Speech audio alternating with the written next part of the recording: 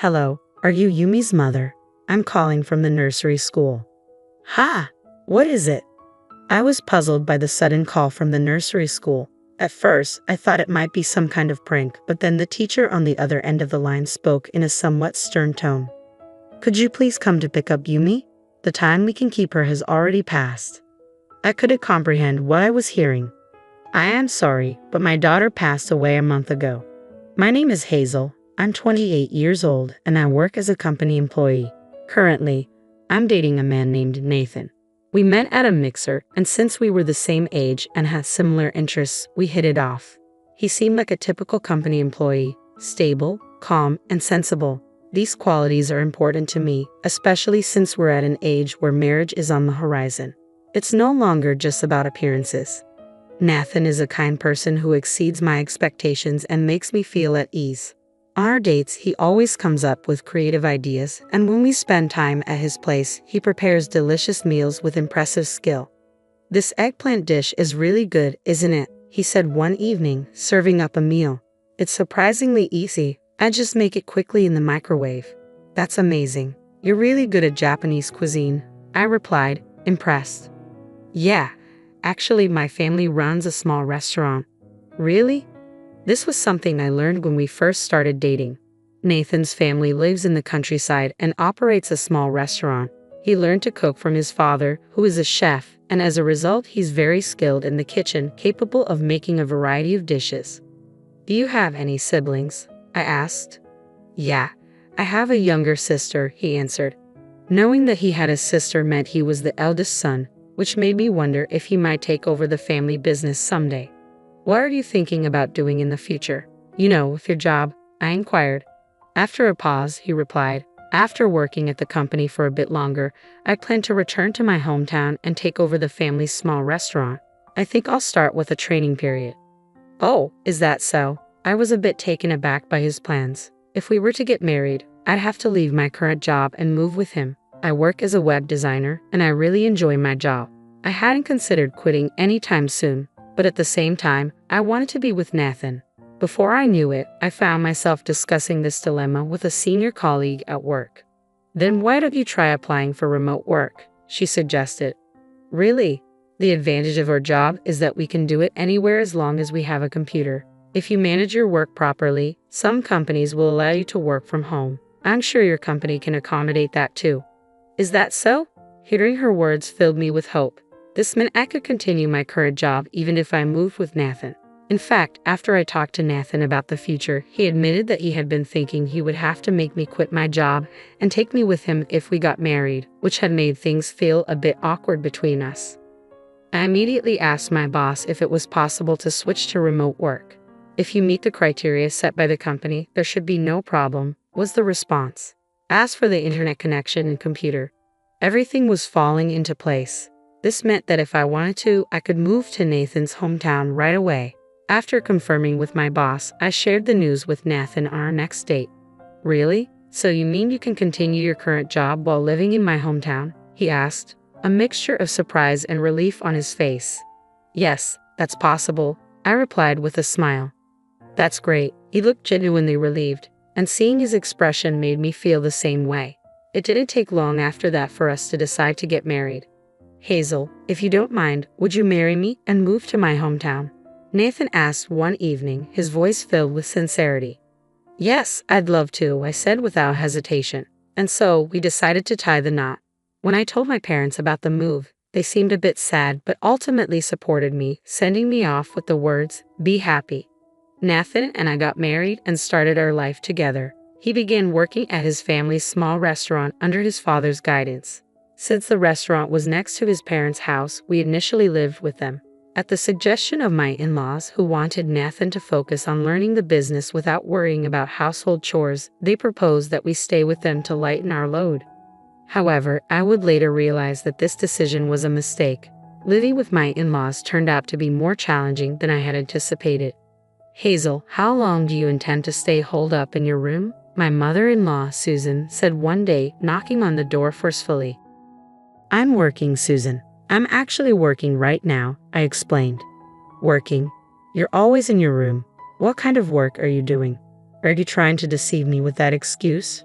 she retorted, her tone filled with suspicion. I'll never accept it, my mother-in-law declared. But I really am working, I insisted. Don't lie. You're just playing around, drawing pictures on that computer, aren't you? She snapped, glancing at my screen. This is called web design. It's my job, I explained, trying to remain patient. I won't be fooled. It's shameful for an adult to be wasting time drawing pictures, she retorted. My mother-in-law likely held old-fashioned views and didn't seem to grasp the concept of working from home. To her, I wasn't really working. I was just cooped up at home, neglecting household chores. I never thought I'd have such a lazy daughter-in-law. Nathan is working hard to become first class, and here you are, playing around like a parasite. Try to be more useful, she criticized almost daily, making it increasingly difficult for me to concentrate on my work. Desperate to change the situation, I decided to talk to my husband about it. Oh, my mom's getting in the way of your work? Nathan asked when I brought it up. Yes, it's like she doesn't understand I'm working from home. She thinks I'm just goofing off, I explained. I see. My mom has old-fashioned ideas, so it might be inevitable. I'll talk to her, he assured me. Nathan's support gave me some relief, but my mother-in-law was more stubborn than I had anticipated. How did you convince Nathan? Why do I have to be scolded? She fumed. It's clear you're just playing around. That's not it. I've been trying to explain. I protested, but our clashes only grew more frequent. Each time she made unreasonable remarks, I turned to Nathan for help. But over time, he seemed less willing to mediate. This is a problem between the two of you. Solve it yourselves, he said one day. Just as I was beginning to feel I couldn't take it anymore, something unexpected happened. Feeling unwell, I went to the hospital, only to be shocked by the news. I was pregnant. My mother-in-law had often pressured me to provide a successor, but I never imagined getting pregnant at such a tumultuous time. I immediately informed my husband and in-laws about the pregnancy. The news took everyone by surprise, but my mother-in-law was especially stunned. Well done, she said, clearly delighted. Both my husband and father-in-law were happy too, but my mother-in-law's joy was the most apparent. Since then, she had become much kinder to me. Hazel, how are you feeling? I'll handle the household chores so you don't overdo it, she offered. Her sudden change in attitude was a relief. The scolding and bullying that had once been a daily occurrence stopped, and instead, she became supportive and caring about my health. It was comforting to have the previously confrontational mother-in-law offer me support during this challenging time. Despite the initial strain on my relationship with my husband, things began to improve, and our bond grew stronger. I settled into a stable condition as I prepared for childbirth. However, a new issue emerged during this time. Sometime after the news of my pregnancy, my mother-in-law asked, "By the way, can you tell the baby's gender yet?" "Yes, it's a girl," I replied honestly. Her face fell with disappointment. "A girl? It should have been a boy. Our restaurant has always been passed down to males. Women inheriting such businesses is unheard of." I tried to reason with her. That's unacceptable. Nowadays, women can inherit businesses too. Her response was harsh. Don't try to justify yourself with your strange values. You're clearly not suited for this.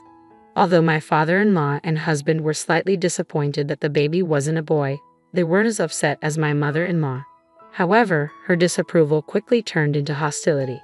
Having no heir means you're worthless. How long are you going to stay in bed? Get up and do some housework, she demanded. I'm sorry, but I've been really sick with morning sickness, I explained. Don't be so spoiled. Pregnancy is not an illness. Get moving, she shouted as she came to wake me.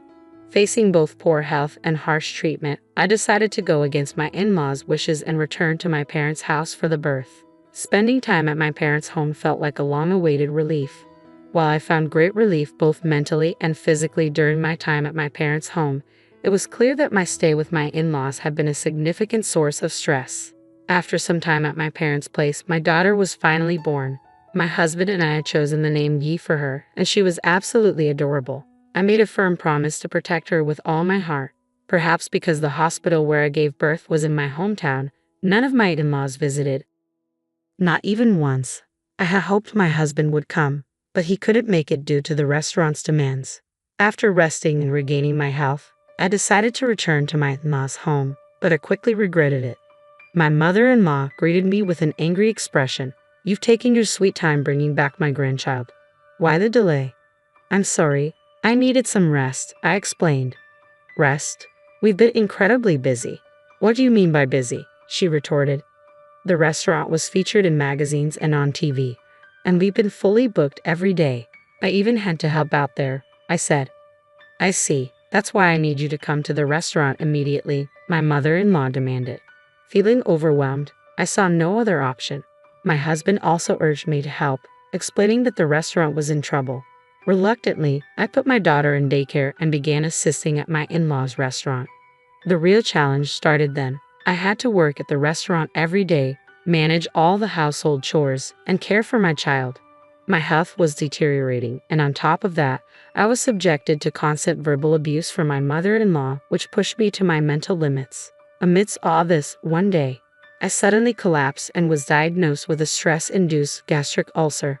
After regaining consciousness, I explained my situation to the doctor, who advised that I would need a longer hospital stay than usual. When I informed my mother-in-law, her response was devoid of concern. What a troubled woman, she said dismissively over the phone. Meanwhile, my husband apologized, saying, I'm sorry for pushing you too hard. But it felt too little, too late. I couldn't shake the feeling that he too was responsible for letting things spiral so badly. During my hospital stay, Rose, who worked at a small restaurant, came to my aid. I'll take care of you, she said. I'll handle the drop-offs and pickups for your daughter. Thank you so much, I said, deeply relieved. Rose's help with daycare was a lifeline, allowing me to focus on my recovery with some peace of mind. However, a few weeks into my hospitalization, I received a frantic call from my husband. Hazel, please calm down and listen. Yumi, she's died. She was caught in a big fire and her body couldn't be saved. The words struck me like a blow and I could barely process the news. I'm sorry, but I'm also suffering, he said. The shocking news left me deeply unsettled.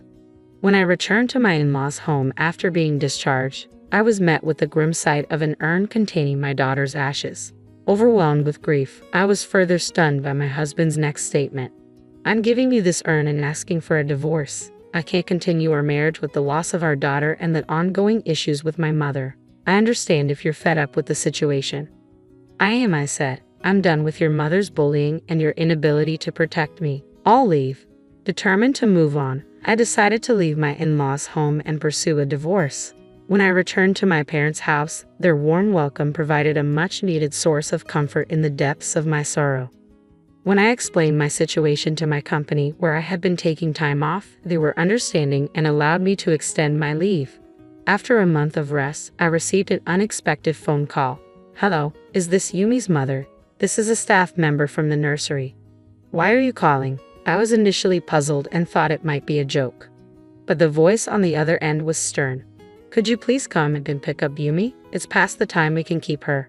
Confused, I replied, I'm sorry, but my daughter passed away a month ago. The teacher's tone shifted to anger. Why would you say such a thing? It's unthinkable to neglect your own child. Please come quickly. Overwhelmed by their reaction, I rushed to the nursery. To my shock, I found Yumi there, alive and laughing joyously. The relief of seeing her safe was immense. A teacher approached me, clearly having realized the misunderstanding. We were told by your mother-in-law that you were too busy to pick up Yumi, so she's been bringing her here daily. Hearing that my mother-in-law had falsely claimed Yumi was in my care while she was actually alive at the nursery filled me with rage. My contact information was listed as the emergency contact, which is why the nursery had called me. My husband and father-in-law had deceived me, and I was furious. Taking Yumi, I returned to my parents' home. As I settled in, I received a call from an unknown number. It was my mother-in-law. Why did you take Yumi back without permission? She yelled. I retorted, why did you lie about Yumi's death? I found out she was alive and left at the nursery. If you all want to lie to make things easier for yourselves, that ends now. I will raise my daughter myself. Do as you like, but don't contact me again. My mother-in-law was silent and then hung up. Fueled by anger, I resolved to uncover the full truth about the situation. I went to my in-laws' house armed with important documents. What are you doing here? My mother-in-law asked, visibly surprised. That day, the restaurant was closed and the whole family was at home, including another key person. I've come to discuss the affair between Nathan and Rose, I said. The mention of the affair visibly shook my in-laws. Affair? What are you talking about? My ex-husband asked, his face paling. I presented documents proving that Rose was pregnant and that Nathan was the father. According to these, Rose was pregnant around the time I gave birth. While I was in the dark, you two were involved in an affair that led to this pregnancy. To cover it up, you lied to me about Yumi's death. Their faces turned even whiter as they absorbed my words. I'm relieved that Yumi is safe, but I will be demanding compensation for my mental distress and child support, I declared. My ex-husband began to apologize profusely. I'm truly sorry. It was wrong. This was all my mother's idea, and I was against it. We intended to put Yumi in a child welfare institution. Child welfare institution? What are you talking about? I demanded. He revealed the shocking truth. The plan had been to fake Yumi's death and place her in a child welfare institution to avoid paying compensation and child support. My anger reached its peak. I'm truly sorry. Please, I beg you to overlook the compensation and child support, he pleaded. There's no way I can forgive that. I'm going to sue you. Be prepared, I replied, and left the house. Following these events, I demanded compensation from Nathan and Rose and sought child support from my ex-husband. I also detailed the situation to neighbors, regular customers of the restaurant, and mothers from the nursery school. The scandal spread quickly, tarnishing my in-laws' reputation. As word spread on social media and even new customers who had heard about the restaurant through magazines stopped coming, the family's small restaurant was forced to close within a year. It felt like just deserts for their despicable actions. Meanwhile, I continued working from home at my parents' house, focusing on raising my daughter. She's growing up well, and both my parents and I are delighted to see her thrive. I plan to keep working hard for her future.